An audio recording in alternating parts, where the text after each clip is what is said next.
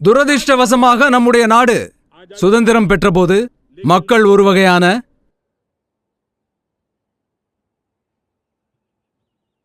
அவர்கள் ஒரு வகையான பெற்றோர் கலாச்சாரத்தை தாங்க வேண்டியிருந்தது.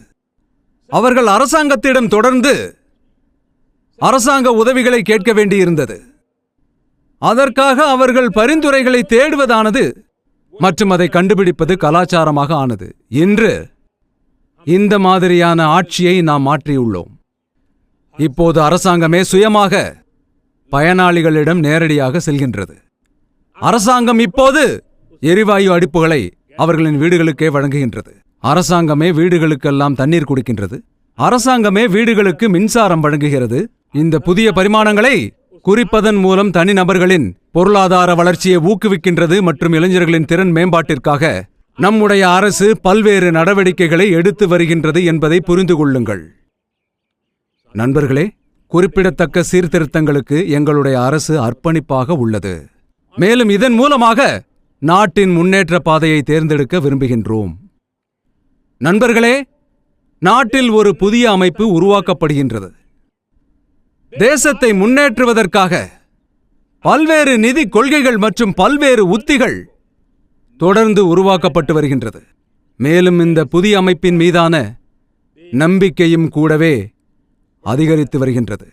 இன்றைய இளைஞர்கள், இன்று 20-25 வயதுடைய இளைஞர்கள் கடந்த 10 ஆண்டுகளில், அப்போது 12 முதல் 15 வயது உடைய இளைஞர்கள் இந்த வகையான மாற்றங்களை கண்டுகொண்டிருக்கின்றார்கள். வெறும் 10 ஆண்டுகளில் அவர்களின் கனவுகள் வடிவெடுத்து சவால்களை எதிர்கொண்டு அவர்களின் தன்னம்பிக்கையினால் புதிய உணர்வு விழித்துக் கொண்டது. எனவே அது நாட்டிற்கு புதிய பலமாக உருவெடுத்து விட்டது. இன்று இந்த நற்பெயரானது நம்முடைய நற்பெயர் உலக அளவில் வளர்ந்து விட்டது. இதனால் இந்தியாவை பற்றிய கண்ணோட்டம் மாறிவிட்டது. இன்று உலக அளவில் இளைஞர்களுக்கு வாய்ப்புகளின் கதவுகள் திறக்கப்பட்டு உள்ளன. சுதந்திரம் அடைந்து இத்தனை ஆண்டுகள் ஆன பிறகும் இல்லாத எண்ணற்ற புதிய வேலை வாய்ப்புகள் இன்று நம்முடைய கதவுகளை தட்டிக் கொண்டிருக்கின்றன. மேலும் வாய்ப்புகளும் அதிகரித்து உள்ளன. புதிய வாய்ப்புகளும் உருவாகின்றன. மேலும் எனது நாட்டு இளைஞர்கள் இனி மெதுவாக முன்னேற விரும்பவே இல்லை.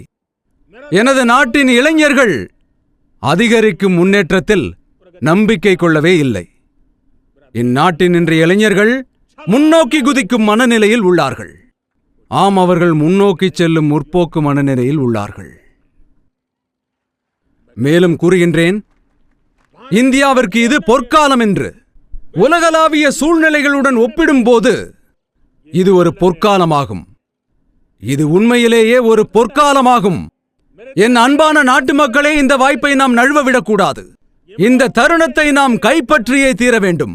நாம் கைப்பற்றி நமது தீர்மானங்களுடன் முன்னேறி இந்தியாவிற்கான எதிர்பார்ப்புகளை நிறைவேற்றி நம்முடைய தேசத்தின் தங்க கனவுகளை நிறைவேற்ற நம்முடைய 2047ற்குள் வளர்ந்த இந்தியா என்ற இலக்கை அடைந்தே தீருவோம்.